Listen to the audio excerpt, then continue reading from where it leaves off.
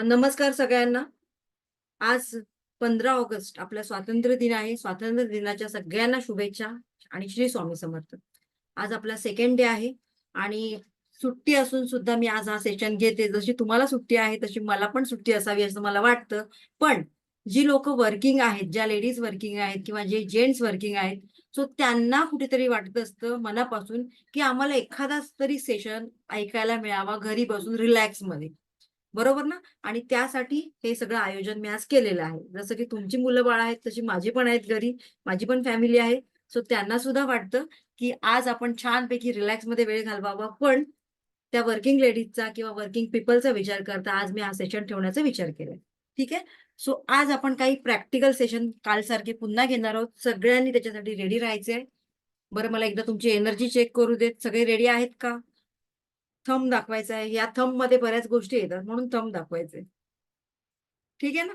Okay, thank you so much. मी म्हणाली ना, या ग्रुपची एनर्जी मला भारी आवडली, खूप छान आहे. एनर्जेटिक ग्रुप आहे. सो माझ्याकडून बरंच तुम्हाला इकडे आणखी सांगितलं जाणार आहे. ओके, चला सुरू करूया. Yes, thank you so much. माझं रेकॉर्डिंग सुरू आहे ना? येस. आता रेकी म्हणजे काय हे आता आपण बघणार आहोत, पण त्याआधी एक रूल बघूया. कसला रूल? एनर्जीचा. सगळीकडे एनर्जी आहे आपल्याला माहिती आहे, बरोबर ना? सगळ्या ठिकाणी एनर्जी आहे. एनर्जी शिवाय कुठलीच गोष्ट होऊ शकत नाही. मग या लॉ ऑफ एनर्जीचा रूल काय आहे? So energy cannot be created and energy cannot be destroy. ती क्रिएट करता येत नाही किंवा ती डिस्ट्रॉय करता येत नाही. मग तुम्ही म्हणाल मॅडम आमच्या घरामध्ये निगेटिव्ह एनर्जी आहे आणि तुम्ही म्हणताय डिस्ट्रॉय करता येत नाही, मग कसं बरं पॉझिटिव्ह एनर्जी तिकडे येणार? आहे ना तुमच्या सगळ्यांच्या डोक्यामध्ये हा प्रश्न? येस. सो मी जसं म्हणाली, एनर्जी डिस्ट्रॉय करता येत नाही, पण एक ग्लास आहे, त्या ग्लासमध्ये ऑलरेडी एखादी एनर्जी आहे. पण तिथे जर तुम्ही भक्कम प्रमाणात, मोठ्या प्रमाणात पॉझिटिव्ह एनर्जी टाकताय, तर मला सांगा मग तिथे ती निगेटिव्ह एनर्जी आहे ती राहील की तिकडून जाण्याचा प्रयत्न करेल? ऑफकोर्स जाण्याचा प्रयत्न करणार, बरोबर ना? सो जसं आपल्या घरामध्ये निगेटिव्ह एनर्जी असेल, तर ती निगेटिव्हिटी घालवण्यासाठी आपण तिकडे पॉझिटिव्ह एनर्जीचा भडीमार करायचंय. एकदा का पॉझिटिव्ह एनर्जीचा भडीमार केला, की निगेटिव्ह एनर्जी तिकडून पळ काढते. म्हणजे ते दुसरं माध्यम शोधते इनफॅक्ट. ठीक आहे? क्लिअर? सो आपले विचार सुद्धा, आज आपण आपल्या विचारांना सुद्धा स्वातंत्र्य देऊया, बरोबर ना? आपल्याला स्वातंत्र्य दिन मिळालेला आहे, पण आपल्या विचारांनी ते आपण स्वातंत्र्य घेतलंय का? नाही. कुठेतरी ती निगेटिव्हिटी आपल्या विचारांमध्ये सुद्धा आहे आणि ती निगेटिव्हिटी आज आपण रिमूव्ह करूया, त्याला स्वातंत्र्य देऊया. ठीक आहे? आणि त्या प्रकारे आज आपला स्वातंत्र्य दिन आपण साजरा करूया. सगळे रेडी आहेत? आता सगळे माइंडने आहेत, सगळं जेवण वगैरे आटपलेले आहेत? Very good. चला. आता आपण सुरू करूया, म्हणजे बॅक ऑफ माइंड मध्ये काही राहता कामा नये. सो सगळीकडे एनर्जी आहे. मग एनर्जीचा रूल काय आहे? तर ती एका माध्यमातून दुसऱ्या माध्यमामध्ये ट्रान्सफर होते आणि हे चक्र, निसर्गाचं चक्र आहे ते सतत चालू राहतं. बरोबर? जसं की ऊन पाऊस आहे. एक छोटंसं आपण पहिलं बी पेरतो. त्या बी पासून एक छोटंसं रोपटं तयार होतं. मग आणखीन थोडंसं मोठं आणि मग त्याचं विशाल वृक्षामध्ये रूपांतर होतं. मग त्याला फळं, फुलं सगळे येतात. कालांतराने ती कुजतात जमिनीमध्ये, पुन्हा त्याचं रोपट्यात रूपांतर होतं. म्हणजे हे चक्र निसर्गतात चालू आहे. आणि हे निसर्गाचं चक्र कधी संपलंय का? नाही. का बरं? हे युनिव्हर्सल ट्रूथ आहे, बरोबर ना? हे आपण सगळ्यांनी ऍग्री केलेलं आहे. सो आता आपण बघूया रेकी म्हणजे काय. सो रेकी म्हणजे सुद्धा एक एनर्जी आहे. आता मी तुम्हाला ते प्रॅक्टिकली दाखवणार आहे. रेकी म्हणजे काय? तर रेकी म्हणजे सुद्धा एक एनर्जी आहे, युनिव्हर्सल एनर्जी. रे आणि की हे दोन वर्ड्स आहेत. रे म्हणजे युनिव्हर्सल आणि की म्हणजे लाईफ फोर्स एनर्जी. त्याला प्राणा सुद्धा म्हणतात. आता ही एनर्जी आपल्या दोन्ही हातांच्या, तळ हातांच्या माध्यमातून प्रवाहित होत असते. ही एक नॅचरल थेरपी आहे असं सुद्धा आपण त्याला म्हणू शकतो. निसर्गाने दिलेली आपल्याला एक सुंदर देणगी आहे आणि तिला प्राचीन काळात हस्तस्पर्श चिकित्सा पद्धती असं म्हटलं जायचं. आता प्राचीन काळात म्हणजेच काय, तर त्याचं एक थोडंसं तुम्हाला उदाहरण देते. एकच मिनिट, म्हणजे तुम्हाला आणखीन क्लिअर होऊन जाईल. फील करायला शिकवते. पण प्राचीन काळ जसं की आपले संत ऋषी साईबाबा, व्यास ऋषी, भगवान गौतम बुद्ध हे काय करत होते बरं? त्यांच्याकडे अशी कुठली सुपर पॉवर होती की केवळ आपल्या हाताच्या स्पर्शाने इतरांचं दुःख, वेदना दूर करत होते? म्हणजे ही आताची पद्धती आहे का? नाही, तर प्राचीन काळापासून आहे. पण आपल्याकडे कसं भारतामध्ये काय आहे, एखादी गोष्ट बाहेरून आली ना, तरच आपण त्याला मान्यता देतो. योग आपल्या भारतामधलाच, तो जेव्हा बाहेरची लोकं आपल्याकडून घेऊन घेतली आणि त्याचं नाव नेमकं नवीन नाव काय झालं? योगा. आणि मग तो आपल्या भारतामध्ये फेमस झाला. त्याच प्रकारे ही प्राचीन विद्या आपल्याकडेच होती रेकी. त्याला हस्तस्पर्श चिकित्सा पद्धती म्हटलं जायचं. पण बाहेरची लोकं, जपानची लोकं आली आपल्याकडे, आपल्या देशात आणि त्यानंतर या स्पर्श चिकित्सेबद्दल त्यांनी ऐकलं. ते त्यांनी तिकडे इम्प्लिमेंट केलं. तिकडे इम्प्लिमेंट केल्यानंतर खूप छान त्यांच्या जीवनामध्ये बदल झाले आणि मग आपल्या लोकांनी एक्सेप्ट केलं. म्हणजे आपलं भारत देश किती सुंदर आहे. सगळ्या गोष्टी तिथे ऑलरेडी होत्या, आहेत. पण आपलं म्हणतात ना, तुझं आहे, तुझं पाशी. पण काहीतरी आपण चुकतो. तसंच हे झालेलं आहे. सो आता बघूया, ही एक हस्तस्पर्श चिकित्सा पद्धती आहे. कुठलाही आजार बरा करण्याची ईश्वरीय देणगी या रेकीमध्ये आहे.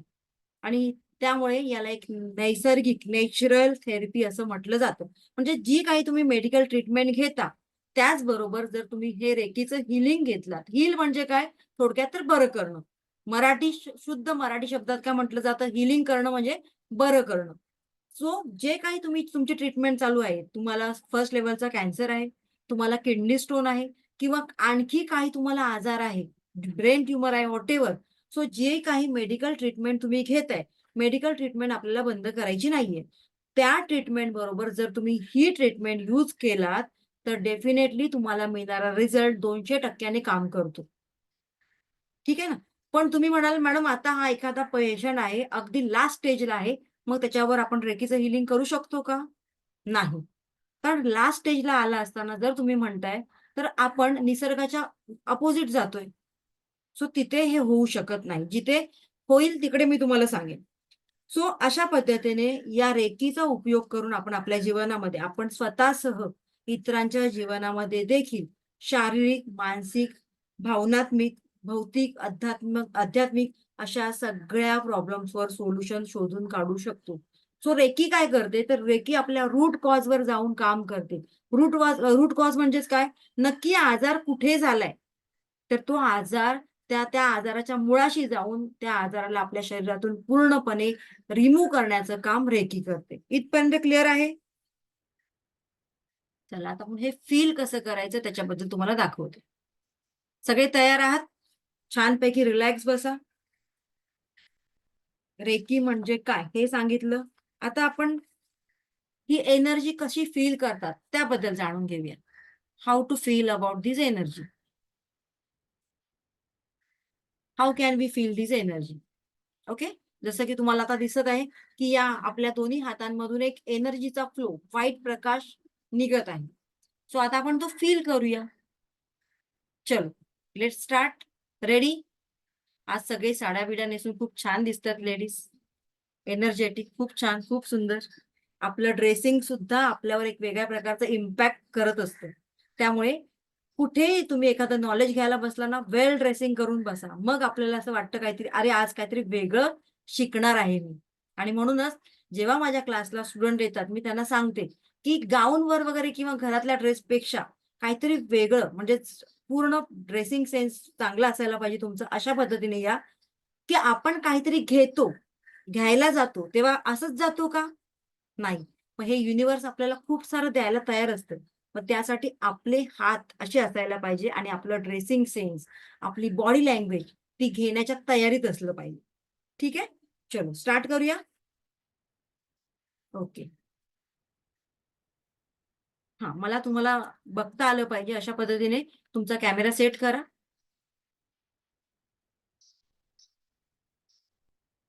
आज तुम्हाला रेकीला कॉल कसं करायचं ते पण शिकवणार आहे मी. रेकीला कॉल करणं म्हणजे रेकीची प्रार्थना. ठीक आहे? जसं तुम्हाला पॉसिबल असेल तुम्ही लिहून घ्या. अदरवाईज रेकॉर्डिंग बघून तुम्ही पॉज करून लिहिलात तरी चालेल. हं.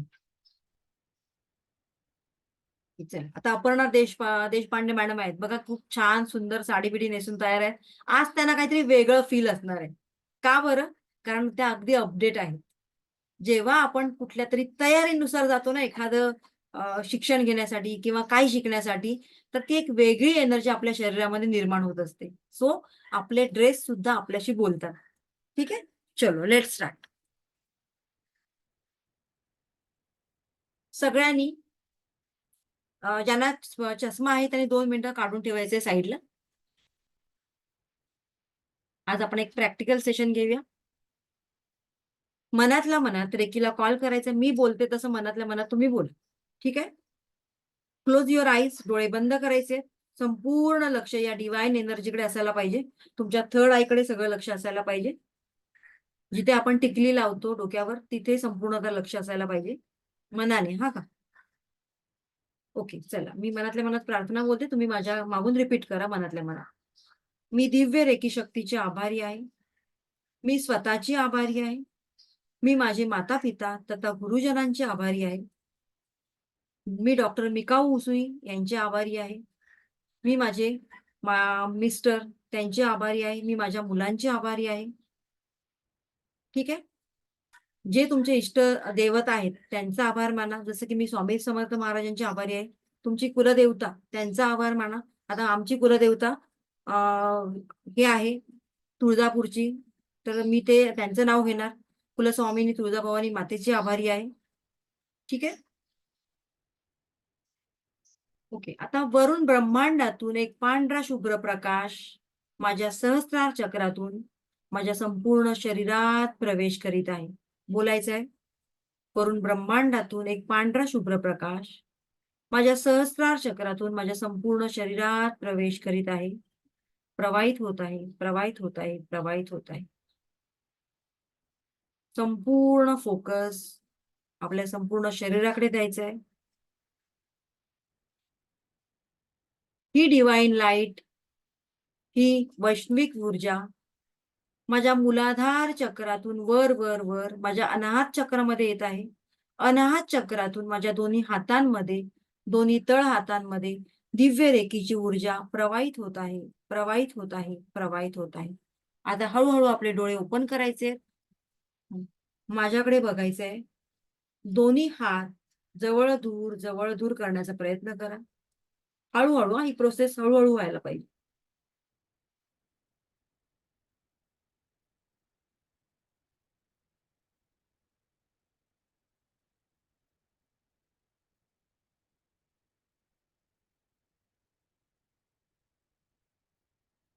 ओके. आता आपले दोन्ही हात थोडेसे जवळ करायचे. येस. बस. माझ्या माझ्या हातांमध्ये जेवढं अंतर आहे तेवढं. बघा तुमचे दोन्ही हात एकमेकांकडे खेचण्याचा प्रयत्न होतोय का? कोणतीतरी चुंबकीय शक्ती, मॅग्नेट आल्यासारखं, तो फील आल्यासारखं तुमच्या हातामध्ये होतोय का? चेक करा बरं. दोन्ही हात एकमेकांकडे आपोआप ओढले जातायत. असं वाटतंय का तुम्हाला? चेक कर.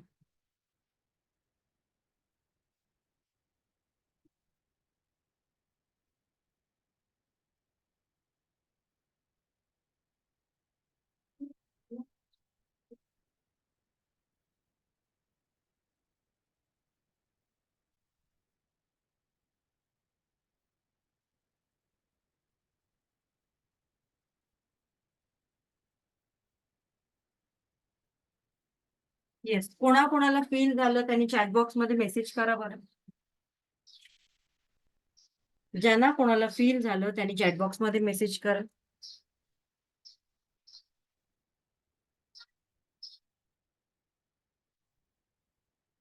ओके. येस. सगळ्यांना फील झालं मोस्ट ऑफ. सो याला म्हणतात ती डिवाइन एनर्जी आणि हीच डिवाइन एनर्जी आपल्या शरीरावर, आपल्या मनावर काम करीत असते. त्याचा पुढे कसा उपयोग करायचा हे मी तुम्हाला सांगेन पुढे पुढे गेल्यावर. इथपर्यंत क्लिअर झालं? सो सगळ्यांनी ती फील केली असेल तर मला एक थंब दाखवा. Okay. Yes. Thank you so much. आता आपण पुढे जाऊया.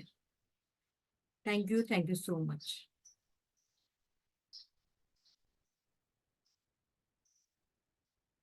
How reiki can be teach. आता ही रेकी कशा प्रकारे शिकली जाते किंवा तुम्हाला कशा प्रकारे शिकता येईल त्याबद्दल आपण जाणून घेऊया. सो रेकी ही एक गुरु शिष्य परंपरा पद्धती आहे. एकच मिनिट.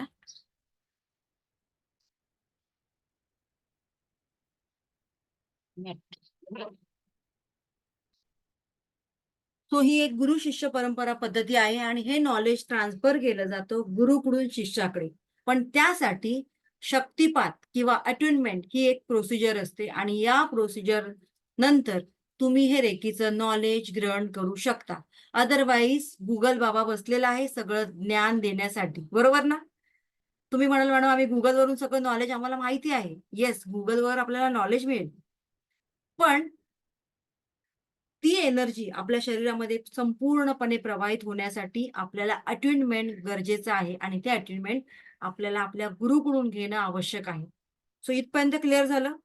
सो पूर्वीच्या काळी जेव्हा गुरुकुल पद्धती होती त्यावेळेला अशा प्रकारे गुरुकडून ते नॉलेज घेतलं जायचं. त्याला दीक्षा म्हटलं जातं, शक्तिपात किंवा अट्युनमेंट, इंग्लिशमध्ये त्याला अट्युनमेंट म्हटलं जातं. आणि त्यानंतर हे नॉलेज ग्रहण करण्यासाठी 100% तुम्ही तयार असता. इथपर्यंत क्लिअर आहे का सगळ्यांचं? येस, असेल तर आपण पुढे जाऊ. Thank you so much Swati madam. I can feel असं लिहिलंय. Very good. आणि रेकीचं एकदा का तुम्ही चॅनल झालात, म्हणजे अट्युनमेंट झालं की तुम्ही एक रेकीचे चॅनल होता आणि ही डिवाइन एनर्जी तुमच्या संपूर्ण शरीरामध्ये प्रवाहित होत असते. ठीक आहे. सो आता बघूया अट्युनमेंटचं रिझल्ट काय असते. रेकी लेवल 1 ही स्वतःच्या शुद्धीकरणाची लेवल आहे. ओके, स्वयंशुद्धीकरणाची लेवल आहे आणि त्यामुळे याच्यामध्ये आपल्याला 10% रिझल्ट मिळतात. लेवल 1 स्वतःच्या शुद्धीकरणासाठी केवळ स्वतःसाठी वापरण्याची रेकी आहे, लेवल आहे. आणि त्यासाठी याचे जे रिझल्ट मिळतात ते आपण स्वतःसाठी घेऊ शकतो, इतरांना देऊ शकत नाही. ओके. लेवल 2 मध्ये आल्यानंतर हे रिझल्ट तुमचे 50% ऊर्जेने काम करतात आणि लेवल 3 मध्ये आल्यानंतर हे रिझल्ट 100% ऊर्जेने काम करतात. इथपर्यंत क्लिअर आहे? चला आता आपण पुढे बघूया.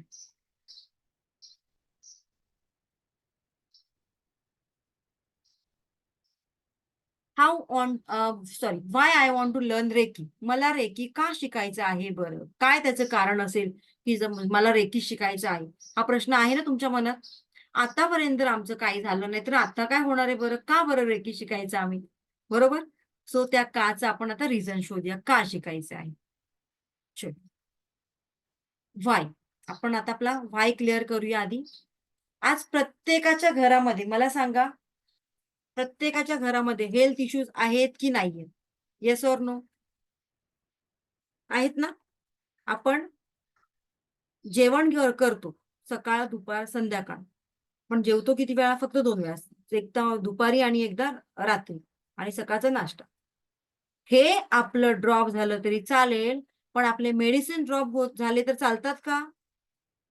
म्हणजे एवढं औषधांचं प्रमाण, एवढं मेडिसिनचं प्रमाण आज प्रत्येकाच्या घरामध्ये वाढलेलं आहे. हेल्थ इश्यूज वाढलेले आहेत आणि त्यामुळे जर आपल्याला स्वतःला बरं व्हावं असं वाटत असेल, तर सगळ्यात सुंदर उपचार पद्धती आहे हीलिंग, की ज्याद्वारे आपण स्वतःचा उपचार स्वतः करू शकतो. आणि ज्या मेडिसिनचे डोस तुमच्या आधीच आलेले आहेत 3-3 वेळा, तर ॲटलीस्ट 1 वेळा झाले तरी वेल एंड गुड. चांगलं आहे की वाईट आहे मला सांगा? सो त्या कारणासाठी आपल्याला रेकी शिकायचंय. आपले जे काही हेल्थ इश्यूज आहेत, त्यांना संपूर्णतः आपल्या जीवनातून नष्ट करण्यासाठी. मेंटल इश्यूज, मानसिकता. आता बघा सगळ्याच घरामध्ये नेटवर्क इश्यूमुळे माझं मिस झालं. ठीक आहे, तुम्ही रेकॉर्डिंग बघा, काही प्रॉब्लेम नाही. आता इकडे लक्ष द्या. मेंटल इश्यूज प्रत्येकाच्या घरामध्ये काही ना काहीतरी क्लेश कलह असतो. असं कुठलंही एक घर मला शोधून दाखवा बरं, की ज्या घरामध्ये एकही कधीच भांडण झालेलं नाही. असं आहे का? घर असलं तर घराला ते भांड्याला भांडं लागणार, भांडण होणार हे निश्चित आहे. सो त्याच्यामुळे सुद्धा या भांडण-तंटामुळे सुद्धा आपलं मानसिक संतुलन बिघडतं आणि मे बी डिप्रेशनमध्ये जाण्याचे चान्सेस असतात. आई-वडिलांच्या अपेक्षा, माझ्या मुलाने याच्यातच करियर केलं पाहिजे, हेच करावं, डॉक्टर, इंजिनिअर शिवाय दुसरं कुठलं एज्युकेशन नाही. असा एक असा एक प्रत्येकाचं आपलं मत झालेलं आहे. बरोबर ना? याच्यातच करियर केलं पाहिजे. पण मुलाची आवड दुसरीकडेच असते. त्याला डान्स आवडत असतो, त्याला अभिनय आवडत असतो, म्युझिक आवडत असते. आहेत ना म्युझिकमध्ये पण नंबर 1 करोडो रुपये कमवणारी लोकं. पण आपलं काय नाही. आपण खूप कष्टातून बाहेर आलोय. तू इंजिनिअरिंगच करायला पाहिजे किंवा तू डॉक्टरच व्हायला पाहिजे, अशा अपेक्षा आपण आपल्या मुलांवर लादतो थोडक्यात आणि त्यामुळे ऑब्व्हियसली दोघांना सुद्धा त्याचं प्रेशर येतं. ऑफ कोर्स भावकी म्हटलं, की तिकडे प्रॉपर्टीवरून डिस्प्यूट्स आहेतच. हे तुम्हाला आम्हाला कोणाला चुकलेलं नाही. तो त्या वादातून सुद्धा बऱ्याच वेळेला डिप्रेशनमध्ये जाण्याचे चान्सेस असतात. आता हल्लीकडच्या काळामध्ये जास्त फोफावलेला आजार, एक्स्ट्रा मॅरिटल अफेअर्स. बरोबर ना? हे मे बी प्रत्येकाच्या जीवनामध्ये कधीतरी कोणाच्या तरी जीवनामध्ये याचा सामना सुद्धा प्रत्येकाला करावा लागतो. मग या सगळ्यातून बाहेर येण्यासाठी आपल्याला रेकी शिकायचं आहे.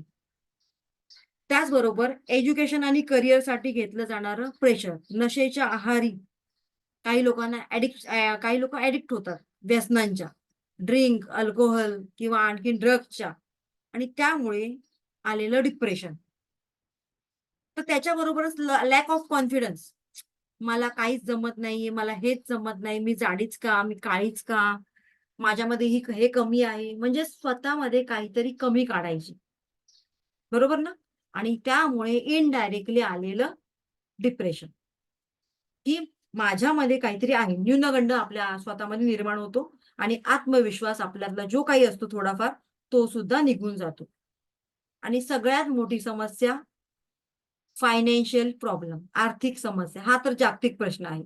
आज मी इथल्या ग्रुपमध्ये सगळ्यांना विचारलं, की कोणाकोणाला बरं पैशाचा प्रॉब्लेम आहे? मॅक्सिमम सगळ्यांचे हात वर असणार आहे. कारण येस, पैशाचं सोंग करता येतं का आपल्याला? नाही. आणि त्यामुळे हा प्रश्न आपल्या आयुष्यामध्ये निर्माण झालेला आहे, तो असाच राहणार आहे. मग त्यासाठी काय करायचंय? हे सगळे प्रश्न असेच ठेवायचेत का आपल्याला? नाही. त्याच्यातून सॉर्ट आउट करायचेत त्यांना, त्याच्यातून मार्ग काढायचा आहे आणि त्यासाठी आपल्याला रेकी शिकायचंय. बिकॉज आपण जे थिंक करतो आणि आपण जे फील करतो, त्याच्यामध्ये फार डिफरन्स असतो. आता ते मी पुढे सांगेनच तुम्हाला. ठीक आहे? सो त्यासाठी आपल्याला रेकी शिकायचंय. आणखी कशासाठी रेकी शिकायचंय? सो त्याबद्दल अजून आपण पुढे जाणून घेऊया. रेकी स्पर्श चिकित्सा आणि तुमचं पास्ट लाईफचं काय संबंध आहे, त्याबद्दल जाणून घेऊया. कोणाकोणाला वाटतंय, की रेकी आणि पास्ट लाईफचा काही संबंध असू शकेल मॅडम? आहे का? वाटतंय तुम्हाला? कोणाला वाटतंय? Yes, of course.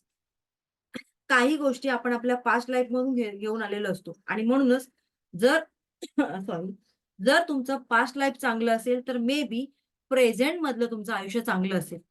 चांगलं घर मिळेल, चांगला नवरा मिळेल, सासू-सासरे चांगले मिळतील, चांगला जॉब मिळेल, प्रॉस्पेरिटी, अबंडन्स सगळ्या गोष्टी तुमच्या आयुष्यात असतील. पण जर तुमचं पास्ट लाईफ वाईट असेल, तुमचे कर्मच वाईट असतील, तर मे बी आत्ताचं जे तुम्ही आयुष्य जगताय त्याच्यामध्ये प्रॉब्लेम्स असू शकतात. ठीक आहे? आणि त्या प्रॉब्लेममुळे त्याचा म्हणजे पास्ट लाईफच्या प्रॉब्लेममुळे वर्तमान काळात ते दुःख तुम्हाला सहन करावे लागतात आणि त्यालाच काय म्हणतात आपले भोग. आणि हे कर्माचा एक नियम आहे, की आपले भोग भोगल्याशिवाय आपलं गत्यंतर नाही. मग ते चांगले किंवा वाईट दोन्ही प्रकारचे असू शकतात. चांगले असतील तर काय म्हणतो, माझा कर्म चांगला होता. वाईट असतील तर काय म्हणतो, माझे भोग आहेत, ते भोगावेच लागणार आहेत. सो येस, सो यालाच आपण म्हणतो भोग. पण रेकीच्या माध्यमातून आपण आपले पास्ट लाईफमधले जे काही भोग आहेत, ब्लॉकेजेस आहेत, अडथळे आहेत, ते दूर करण्यासाठी आपल्याला मदत होते. फॉर एक्झाम्पल सपोज आता माझ्या घरामध्ये लिहिलंय, माझ्या नशिबामध्ये लिहिलंय, की माझ्या घरामध्ये उद्या चोरी होणार आहे. हे माझ्या नशिबात लिहिलेलंच आहे ऑलरेडी. आता मी हे टाळू शकते का? नाही. पण माझ्याकडे अनेक मार्ग आहेत. मी रेकी शिकलेली आहे. माझ्याकडे वास्तूचं नॉलेज आहे. मी माझं घर वास्तूनुसार केलेलं आहे. मग त्याच्यामुळे काय होईल, चोरी होणार हे विधिलिखित आहे. ती घटना ऑलरेडी तिकडे लिहिलेली असते. मग ती होणारच आहे. पण ती कितीची होणार, कशी होणार, तर ते मी तुम्हाला सांगते. जर माझा या सगळ्यांवर विश्वास असेल किंवा एकच मिनिट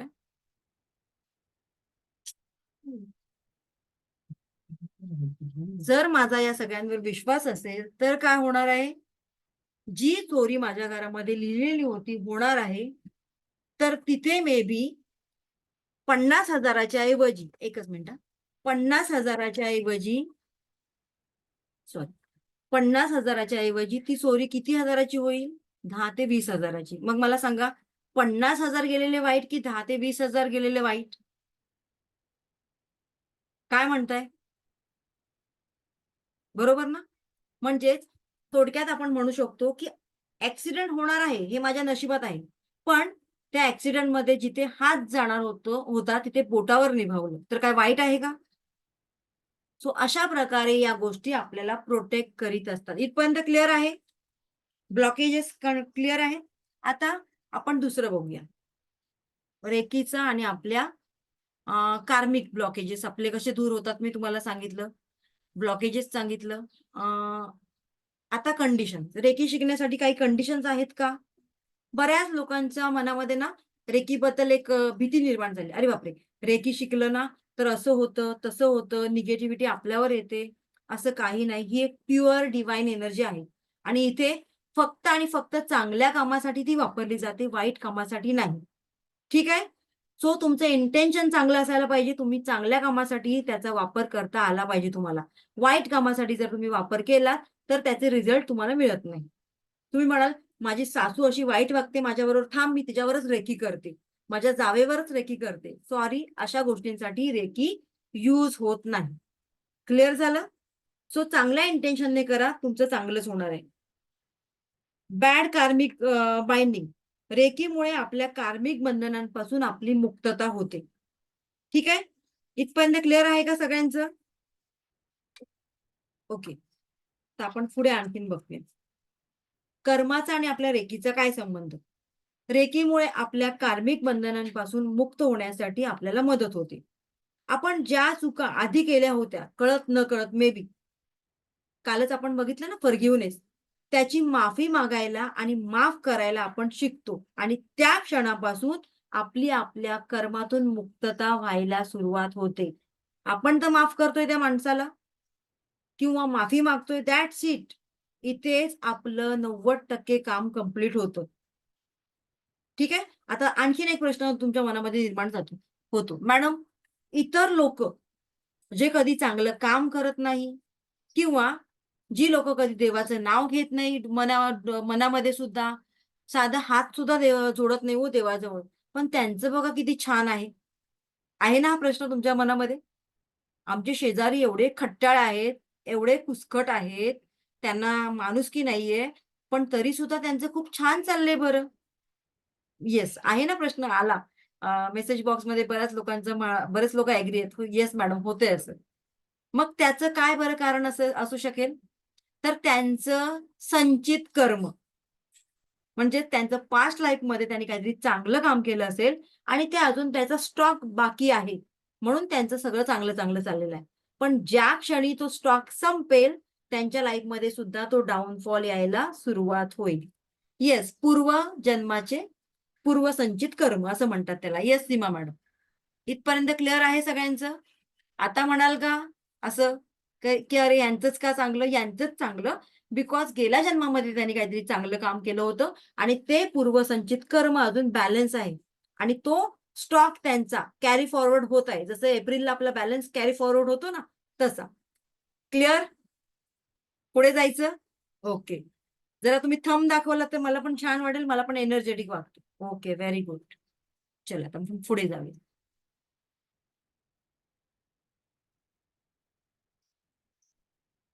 हे आपण उद्या घेऊया. आता मी थोडंसं तुम्हाला, एकच मिनिट. तुमच्या पैकी कोणाला अटेन्मेंट बद्दल काय माहिती आहे का? रेकीमध्ये अटेन्मेंट असतं, शक्तिपात असतं. ओके, निकिता मॅडम बोला बरं, काय तुम्हाला माहिती आहे? जसं की ना, आपल्या जेव्हा माझी ऍड लागते ना, तेव्हा बरीच लोक विचारतात, मॅडम फ्री शिकवणार आहात, पण अटेन्मेंट देणार आहात का? असा ठोसून प्रश्न विचारला जातो. सो तिथे काय मी उत्तर देणार ना, जेव्हा तुम्ही माझ्या ग्रुपमध्ये जॉईन होणार, तेव्हा मी तुम्हाला त्याचं उत्तर देणार. एकेकाला उत्तर द्यायला आपल्याकडे तेवढा वेळ आहे का? नाही. येस मॅडम, निकिता मॅडम बोला. हा, अट्युनमेंट एक अशी शक्तिपात पद्धत आहे जी डोक्यावर हात ठेवून तुम्हाला एक प्रकारची ऊर्जा दिली जाते येस. आणि म्हणजे त्यामार्फत तुम्हाला त्या शक्तीचं अनुभव अ, केला जा- जातो. जाणीव होते. येस. Yes, exactly. कुठे गेल्या बरं त्या मॅडम? एकच मिनिट. म्यूट करा मॅडम तुम्हाला आता. एकच मिनिट, एकच मिनिट. ओके. हा, सीमा बोला बरं. हॅलो. हा, हा येस. मॅम. ट्रीटमेंट माझ्या अंडरस्टँडिंग नुसार असं आहे की जेव्हा आपल्याला त्या शक्तीचा पूर्णपणे अभ्यास आपण करून घेतो, आपल्याकडून एक गॅरंटेड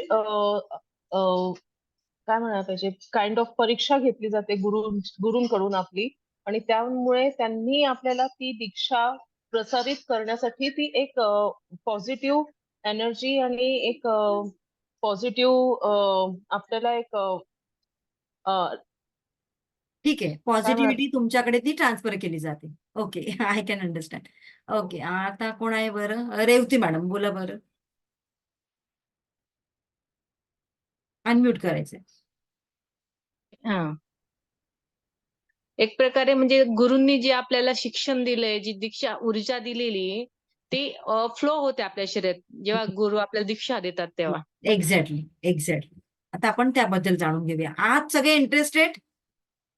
ओके, चला एक थंब दाखवा.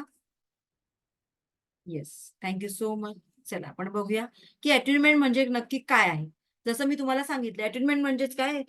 रेकीमध्ये अट्युनमेंट किंवा शक्तिपात ही एक अशी प्रोसिजर आहे की ज्याद्वारे गुरु आपल्या शिष्यांना शक्तिपात देतात, दीक्षा देतात आणि इंग्लिशमध्ये त्याला अटेनमेंट देतात म्हणतात. आणि ती दिल्यानंतर हे नॉलेज ट्रान्सफर होतो गुरुकडून शिष्याकडे, आणि हे आयुष्यभर जीवनभर आपल्या बरोबर राहत असतं. तुम्ही जसे जसे प्रॅक्टिस कराल तसं तसं तुम्हाला अनुभव येत जाणार. सपोज आता कोण रेकी शिकला असेल, त्याला 10 वर्ष झालेत आणि 10 वर्षामध्ये त्याने 5 वर्ष प्रॅक्टिस केली आणि नंतर प्रॅक्टिस केलीच नाही.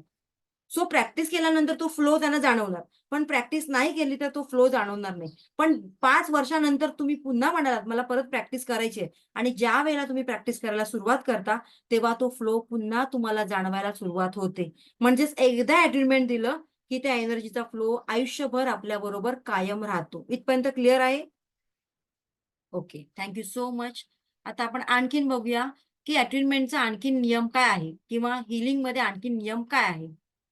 Rules of Reiki. Do not give Reiki to anyone unless ask for. म्हणजेच कोणीही विचारल्याशिवाय रेकी द्यायची नाहीये. Reiki should not be given to anyone without something in return. आता हे 2 रूल. कोणीही विचारल्याशिवाय तुम्ही त्याला रेकी द्यायची नाहीये. याचा अर्थ असा नाही ना की मी कुठेतरी चालली आहे बाहेर आणि बाहेर रस्त्यावर एखादा पक्षी, एखादा प्राणी अगदी त्याला जखमी झालेला आहे आणि त्याला तुम्ही विचारणार का मी तुला हिलिंग देऊ का रे बाबा? किंवा एखादा मनुष्य आहे, एखादा पर्सन आहे, त्याचा ऍक्सिडेंट झालाय आणि जागच्या जागी तुम्ही त्याला लगेच ट्रीटमेंट करणार की त्याला त्याची परमिशन विचारणार? नाही. सो जिथे गरज आहे आणि तुम्हाला योग्य वाटते, सो तिथे तुम्ही त्याला रेकीचं हिलिंग देऊ शकता. त्याला म्हणतात distance healing. Okay. Distance healing म्हणजेच काय? आता मी इकडे आहे मुंबईमध्ये घाटकोपरला, पण तुम्ही कोणतरी पुण्यामध्ये आहात, कोण नागपूरला आहे, कोण युएसला आहे, कोण दुबईला आहे. सो इथे बसून मी एखाद्याला डिस्टन्सने हिलिंग देते, त्याला म्हणतात डिस्टन्स हिलिंग.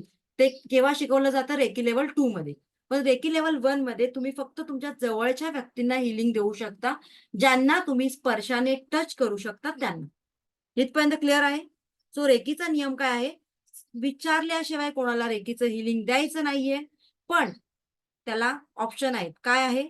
इन केस त्या व्यक्तीला खरोखरच गरज आहे, एखाद्या प्राण्याला, पशुला जर तो त्याला जखम झालेली आहे, तर तिथे तुम्ही इन्स्टंट त्याला हिलिंग देऊ शकता. सेकंड नियम, घरातल्यांना सोडून तुम्ही इतरांना जेव्हा रेकीचं हिलिंग देता, तेव्हा त्याचं एनर्जी एक्सचेंज म्हणून काहीतरी छोटीशी अमाऊंट तुम्हाला घेणं गरजेचं आहे.